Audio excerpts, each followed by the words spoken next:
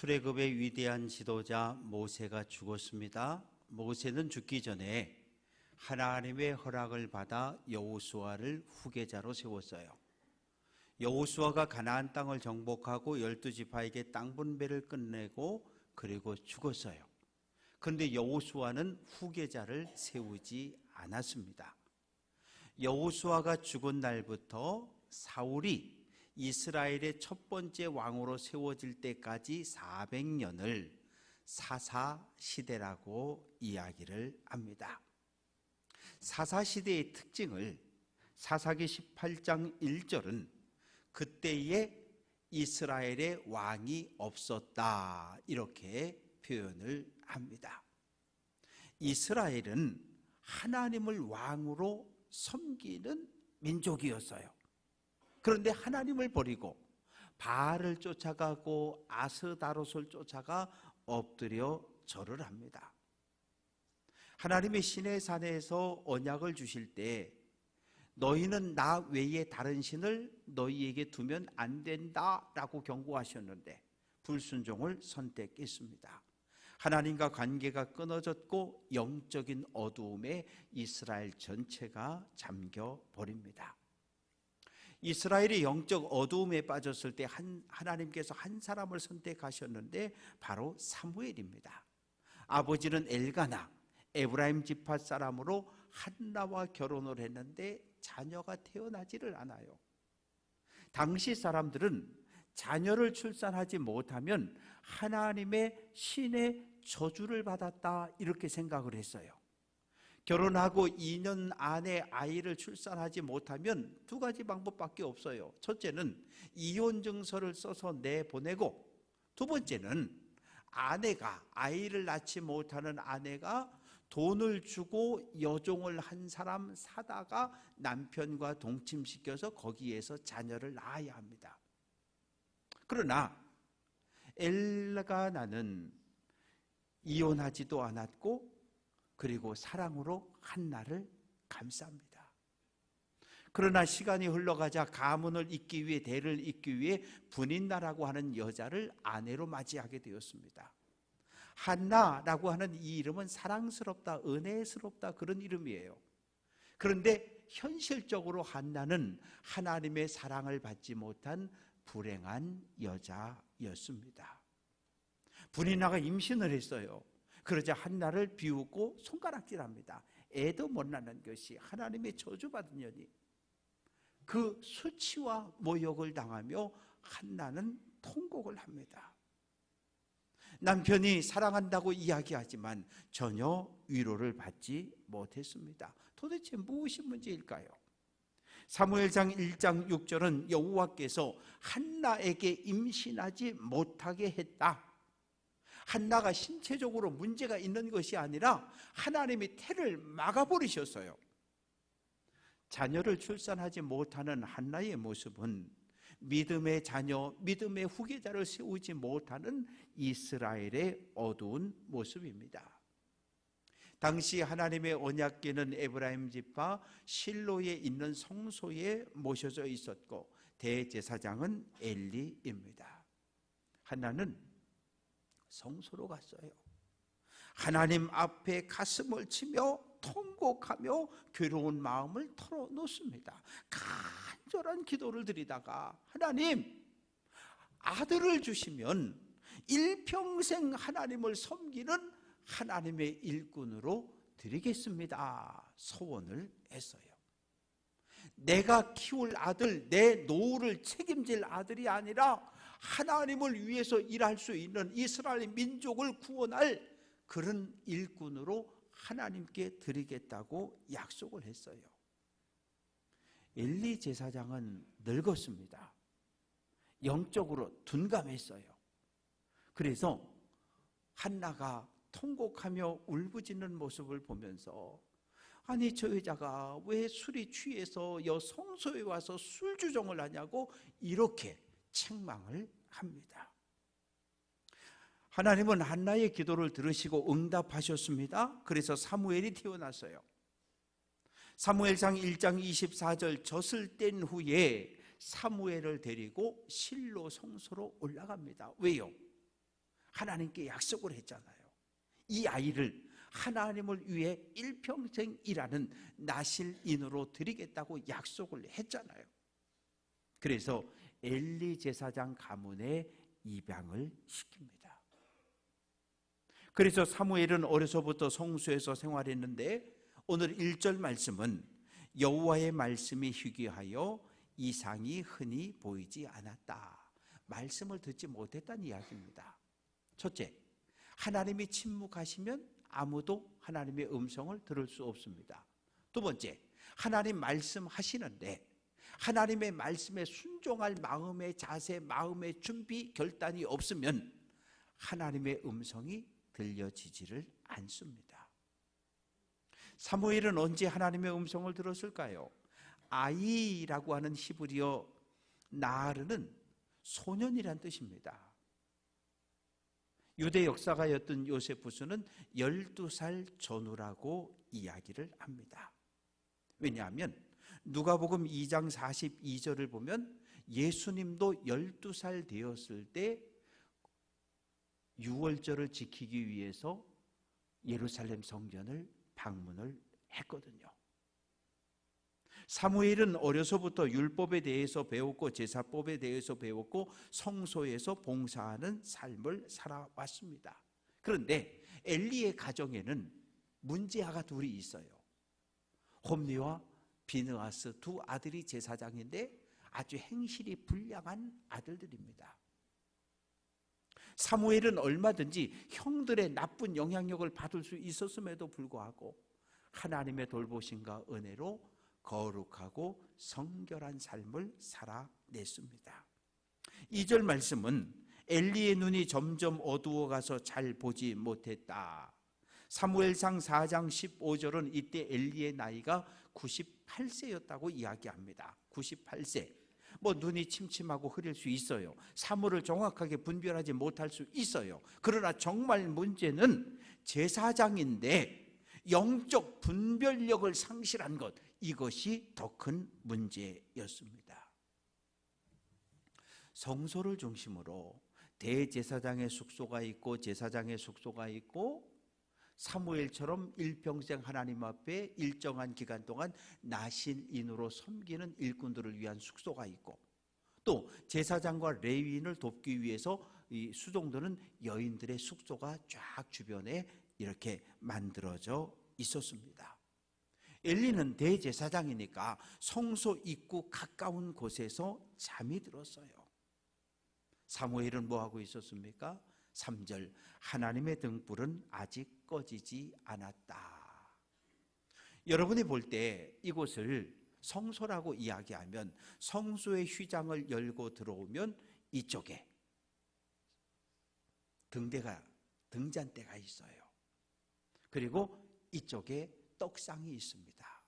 그리고 제가 있는 이 정면에는 향불을 피울 수 있는 향분향단이 있어요.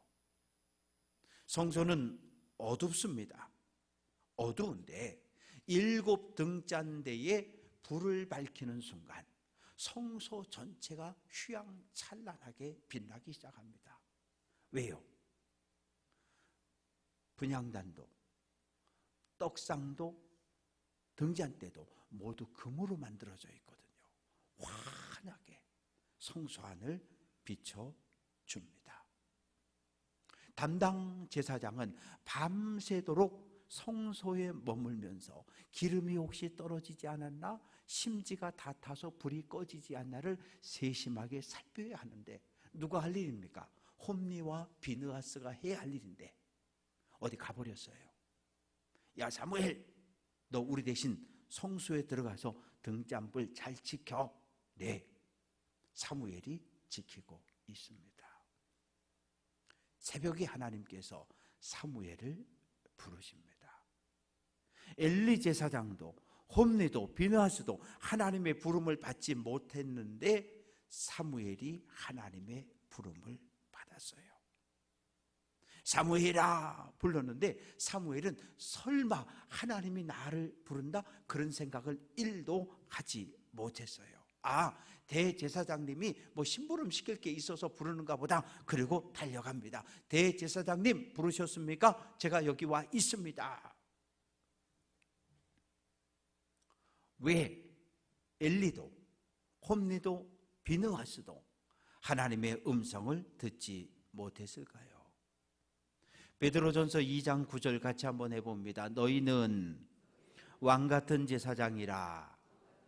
왕같은 제사장이라는 말은 왕이신 하나님을 섬기는 제사장이라 그런 뜻입니다. 누가? 우리 모두가요. 제사장이 화려한 제사장의 옷을 입고 있으면 그냥 저절로 거룩해지는 걸까요? 레위기 11장 45절은 하나님께서 내가 거룩하니 너희도 거룩하라고 명령하십니다. 제사장은 첫째도 거룩, 둘째도 거룩, 셋째도 거룩해야 합니다. 그러나 엘리 대제사장은 대제사장의 화려한 옷은, 예복은 입었지만 영적 분별력과 거룩함을 잃어버렸어요. 아들들에게 온전한 믿음을 물려주지 못했어요. 아들들이 잘못했을 때 잘못했다고 책망하지 못했어요. 그 결과 두 아들 홈리와 비느하스는 하나님 앞에 큰 죄를 집니다. 사무엘상 2장 17절은 그들이 여호와의 제사를 멸시했다. 멸시했다는 말은 무시했다는 거예요. 율법에 정해진 규칙을 지키지 않았다는 겁니다. 어떻게 해요? 양을 한 마리 도살하면, 소를 한 마리 도살하면 각을 뜨고, 그리고 그것을 들어서 번제단에 태워서 하나님께 올려드리고, 그리고 제사장의 몫은 삶아서 먹어야 합니다. 그것이 법이에요. 그런데 홈리와 비느하스는 칼을 딱 들고 가서 도살해서 이렇게 있는 소 앞에서 우리 대제사장께서 안심을 드시고 싶답니다. 안심 잘라가고, 등심을 드시고 싶답니다. 등심 잘라가고, 생것을 가져간 거예요. 그러면 안 돼요. 그리고 회막에서 수종드는 여인들과 동침을 했어요. 제사장이 해서는 안 될 온갖 불법을 행했는데 문제는 그 마음속에 죄책감이, 하나님을 두려워하는 마음이 전혀 없었습니다. 하나님께서 엘리 가문을 심판하십니다. 사무엘상 2장 25절, 여호와께서 홈리와 비느하스를 죽이기로 뜻하셨다. 블레셋과 전쟁이 벌어졌습니다. 졌어요. 제사장님 졌습니다. 언약궤를 모시고 가겠습니다. 홈리와 비느하스가 하나님의 언약궤를 메고 전쟁터로 갔습니다. 와, 언약궤가 왔다. 하나님 우리와 함께 하신다. 나가서 싸웠는데 또 졌어요. 홈리와 비느하스가 죽었고 하나님의 언약궤는 블레셋에게 빼앗겼고, 전령이 달려옵니다. 대제사장님, 전쟁에 또 졌습니다. 당신의 두 아들이 죽었습니다. 하나님의 언약궤를 빼앗겼습니다. 의자에 앉아있던 엘리가 뒤로 넘어지며 목이 부러져서 죽습니다. 대제사장과 두 제사장이 한날 죽임을 당했어요. 하나님은 엘리 가문을 대신해서 사무엘을 선지자로, 제사장으로 세우십니다. 영적인 어둠의 시대, 왜 그렇습니까? 제사장이 거룩한 삶의 본을 보이지 못하니까 백성들이 모두 하나님을 떠났어요. 사무엘상 12장 10절, 우리가 여호와를 버리고 바알과 아스다롯을 섬기며 절했다라고 말합니다. 신접한 여인 무당을 찾아갑니다. 제사장도 백성도 모든 사람이 하나님을 왕으로 인정하지 않는 이때에 하나님의 음성은 들을 수 없습니다. 그러나 한 사람, 사무엘은 깨어 하나님의 등불을 지키고 있습니다. 사랑하는 성도 여러분, 가정에도 교회에도 하나님의 등불이 꺼지지 않도록 지키는 사람이 있어야 해요. 가정의 등불이 꺼지고 교회의 등불이 꺼지는 순간 이단이 거짓 교사가 세상의 공격을 감당할 방법이 없습니다. 우리 교회 어떻습니까? 48년 동안 주님의 몸인 교회를 붙잡고 하나님의 등불을 꺼지지 않도록 기도하는 기도의 사람들이 있었어요. 그런데 지난 몇 년 하나님의 등불이 흔들렸어요. 거의 꺼질 상황까지 갔어요. 그러다가 이제 회복됐고 다시 살아났습니다. 우리 교회에 주어진 하나님의 등불이 꺼지지 않도록 늘 깨어 기도하는 성도 되시기를 주님의 이름으로 축원합니다. 깨어 등불을 살펴 기름이 떨어지지 않도록 채워가는 성도 되시기를 주님의 이름으로 축원합니다. 말씀을 붙잡고 기도합시다. 말씀을 붙잡고 기도하면 하나님이 나를 변화시켜 주십니다. 사사시대 400년의 공통점이 있어요. 사사기 21장 25절 그때에 이스라엘의 왕이 없으므로 사람이 각기 자기 소견에 옳은 대로 행했다. 이스라엘, 하나님의 다스림을 받는 민족, 하나님의 통치를 받는 민족, 신앙 공동체가 이스라엘이에요. 그런데 하나님의 다스림을 거부하는 거예요. 그리고 자기 소견, 내 생각에 옳은 대로 살아가는 거예요. 내가 내 인생의 왕으로 사는 거예요. 내 생각이 이래? 그러면 그대로 행동하는 거예요. 내 생각이 이래? 그대로 행동하는 거예요. 하나님께 묻지도 않고 어느 누구의 이야기도 듣지 않습니다. 모든 사람이 그렇게 행동할 때 단 한 사람, 사무엘은 하나님의 등불을 지키고 있습니다. 엘리가 깼어요. 아마 사무엘이 꿈을 꿨나 보다. 꿈에서 뭔 소리를 들었는가 보다. 우리가 꿈을 꾸잖아요. 꿈은 하나님과 나와의 관계에 있어요. 하나님과 나와의 관계가 어떠하냐가 꿈을 통해서 우리에게 주어지는 거예요. 아, 사무엘이 꿈속에서 뭔 소리를 듣고 뛰어왔구나. 사무엘아, 나 너 안 불렀어. 가서 자. 두 번 하나님이 사무엘을 부르셨을 때도 사무엘은 또 엘리에게로 뛰어갑니다.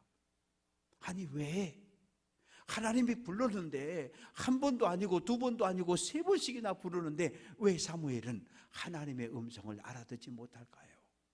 7절 사무엘이 아직 여호와를 알지 못하고 여호와의 말씀도 아직 그에게 나타나지 아니했다.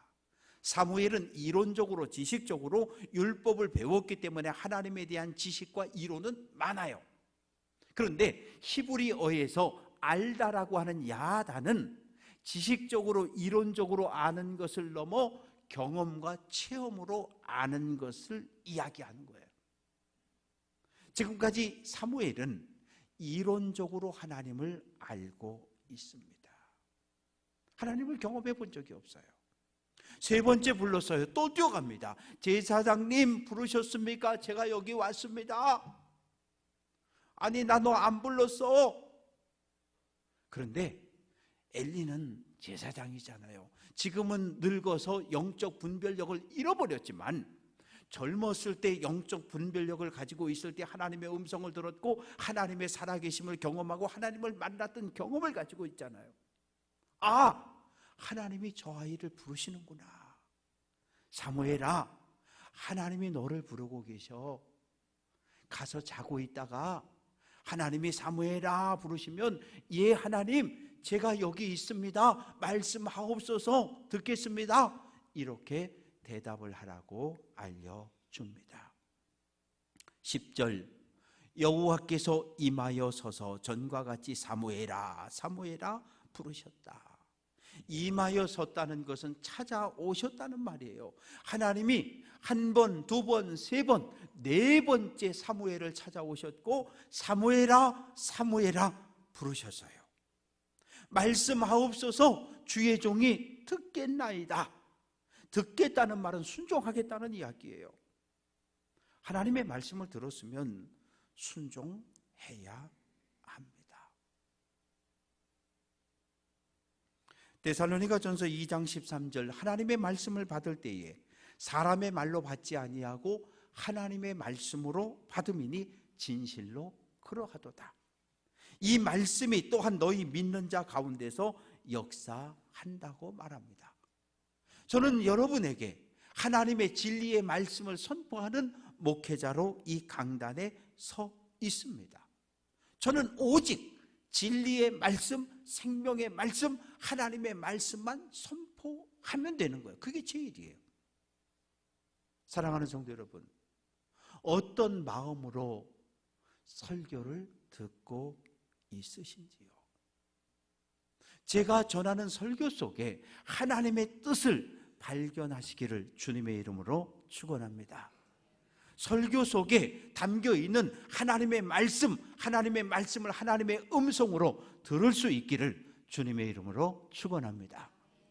하나님의 말씀이 선포됐으면 아멘으로 받았으면 순종을 결단해야 해요. 그런데 목사님 설교가 작년 설교나 올해 설교나 지난주 설교나 오늘 설교나 다 그 설교가 그 설교지 그리고 이쪽으로 듣고 이쪽으로 흘려버리면 하나님의 말씀은 나에게는 죽은 말씀입니다. 내 생각도 내 삶도 전혀 변화시켜내지 못합니다. 사무엘은 하나님의 등불을 지키다가 하나님의 부름을 받았습니다. 우리는 어떻습니까? 베드로는 그물을 던지다가 고기를 잡다가 삭개오는 뽕나무 위에 올라가 있다가, 바울은 예수 믿는 사람들을 잡으러 다메섹으로 달려가다가 부활하신 주님의 음성을 들었습니다. 하나님의 부르심, 하나님의 음성을 들었으면 아멘하고 순종해야 합니다. 요나처럼 안 가요, 못 가요, 그리고 도망치면 그건 불신앙이요 불순종입니다. 바라고 소망하는 것은 하나님의 부르심을 받았으면 하나님의 말씀에 순종하고 믿음의 길을 끝까지 달려가는 성도 되시기를 주님의 이름으로 축원합니다. 사랑하는 성도 여러분, 저는 올 한 해 우리 교회 모든 성도들이 하나님의 말씀을, 하나님의 음성을 듣는 깨어있는 성도가 되시기를 주님의 이름으로 축원합니다. 그런데 하나님의 말씀이 안 들릴 때가 있어요. 그러면 다른 사람 쳐다볼 거 없어요. 무릎 꿇고 십자가를 생각하면서 하나님과 나와의 관계를 살펴봐야 돼요. 하나님과 나 사이가 관계가 끊어져 있다면 하나님 말씀하셔도 우리는 들을 수 없어요. 하나님과 나 사이에 죄와 허물이 해결되지 못한 문제가 하나님과 나 사이의 관계를 꽉 틀어막고 있다면 하나님의 음성을 들을 수 없고 우리의 기도는 올려지지 않아요. 어떻게 해야 돼요? 거룩함을 회복해야 합니다. 그래서 날마다 깨어 기도함으로 하나님의 주시는 말씀을 듣고 말씀에 순종함으로 하나님의 영원한 생명, 은혜를 누리며 살아가는 귀한 성도들 될 수 있기를 주님의 이름으로 축원합니다.